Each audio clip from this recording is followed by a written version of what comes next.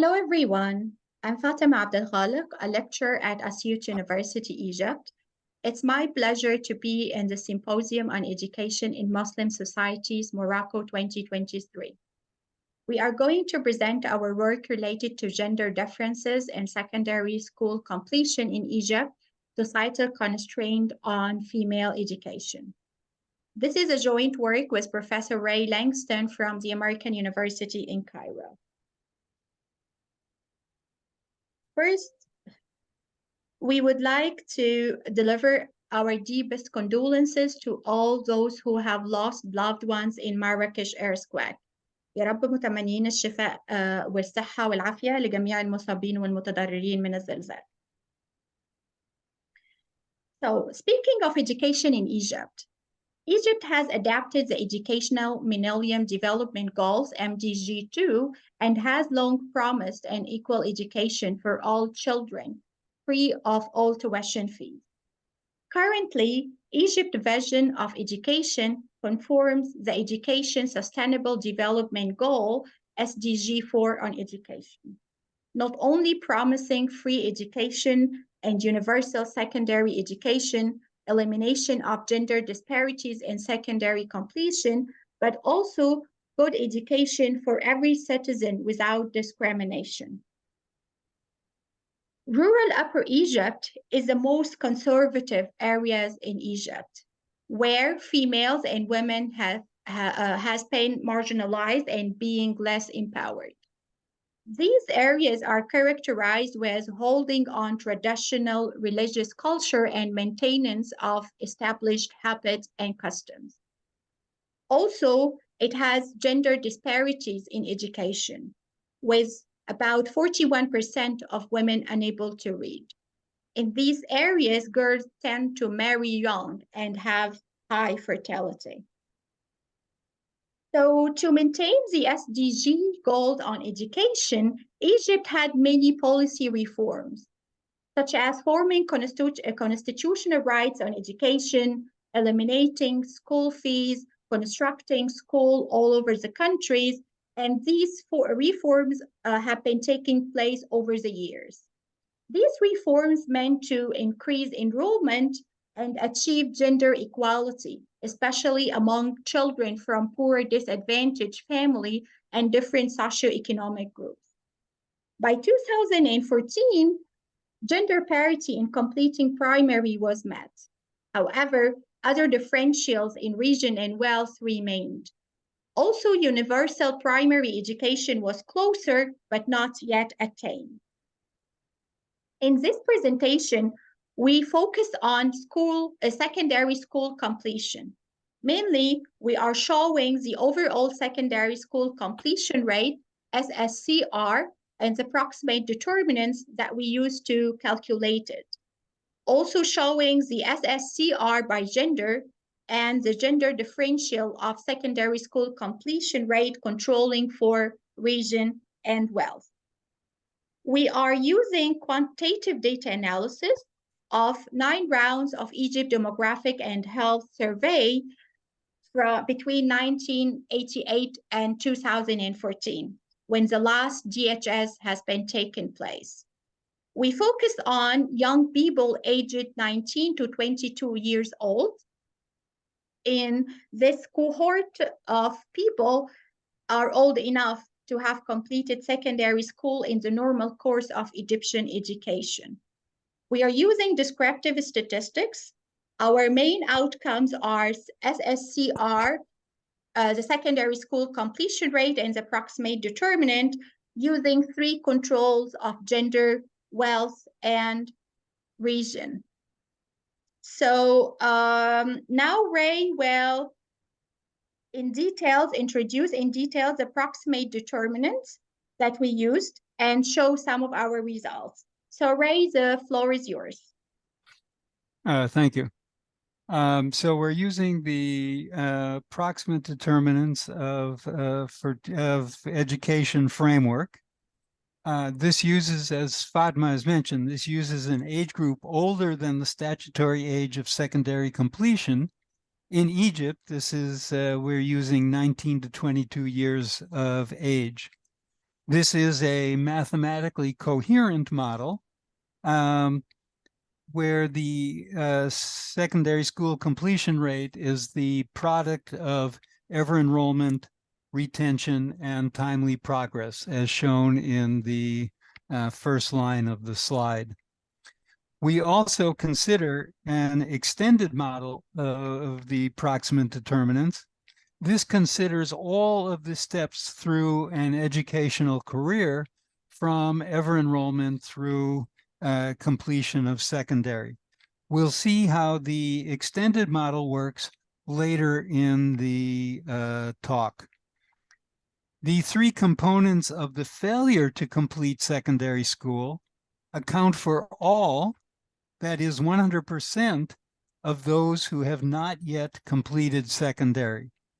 Some people who have not yet completed secondary, for example, those students who have been delayed, are still in school and may complete secondary school in the future. However, for now, those are just considered as being delayed.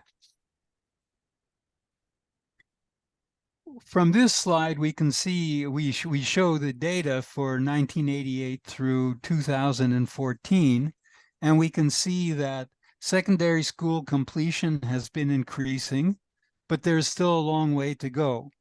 Even now in 2023, we think that there is still substantial distance to go for secondary school completion to be universal.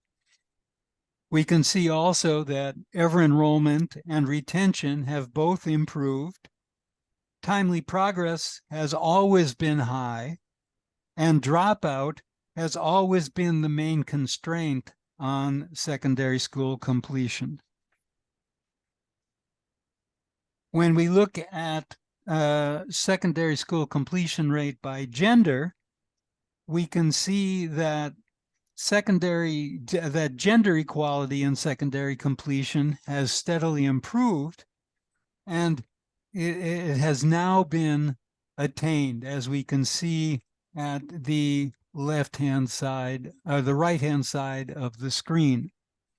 However, universal secondary completion, that is the Education Sustainable Development Goal 4.1, has not yet been achieved, with secondary completion around 70 to 65% in 2014, and we expect that it will not yet be achieved. Next slide, yes. Here we are looking only at the results for 1988 and 2014. The lower two lines are 1988 and show that gender equality has long been the norm for the urban middle class and for the wealthy, as we see on the right-hand side of the screen with the purple and blue lines. In 2014, the yellow and purple and the yellow and gray lines, the urban poor and young people in rural Lower Egypt also achieved gender parity. However, girls remain disadvantaged in rural Upper Egypt, as we see in the gray and yellow lines at the left-hand side of the screen. Now we'll focus on the poor 40% and the middle class, the middle 40%, in 2014 only in rural Upper Egypt, to show exactly where rural Upper Egyptian girls are disadvantaged. And here we use the extended model of the proximate determinants framework. Girls are much less likely to ever enroll in school. Boys are almost 2 to 3 times as likely to ever enroll. However, once enrolled, girls are as likely as boys to progress through primary, and even as likely to enroll in lower secondary. In Egypt, we call this level preparatory school. while girls from poor families progress well through preparatory school, middle-class, rural, Upper Egyptian girls are more likely to drop out during this stage, as we see from the 113% ratio. And girls from both poor and middle-class families who graduate from preparatory school are less likely than boys to ever enroll in secondary. Notably, boys are somewhat disadvantaged when it comes to timely progress through secondary. But what this means is that while girls have left school, families are willing to keep boys in school even when they are older than the statutory age of completion. This is another suggestion that rural Upper Egyptian families value boys' education more than they value the education of girls. Now, Fatma will tell you about some conclusions. Okay, just to sum up what we have been presenting in this presentation and compare to the Bayesian approach that developed and used by UNESCO to estimate the completion rates, our approximate determinant that we have shown not only show the completion of each level in education, but also provide estimates of enrollments as well as level-specific timing of dropout and of delay at each educational level. We have also seen that Egypt had a significant growth in completing secondary education, moving from a male advantage to an overall gender equality in secondary completion. Also achieving reduction in region wealth inequalities. However, substantial disparities remain in conservative areas, as Ray showed in rural Upper Egypt. Also, quality education for all and universal secondary completion are yet to achieve. As also Ray mentioned, that Egypt still has a long way to go to achieve these two main aspects in terms of equality and universal secondary completion. So that was pretty much it. And we would like to thank you very much for your listening and looking forward to seeing you and hearing your question and discussion at in the conference in Morocco. Thank you and see you there.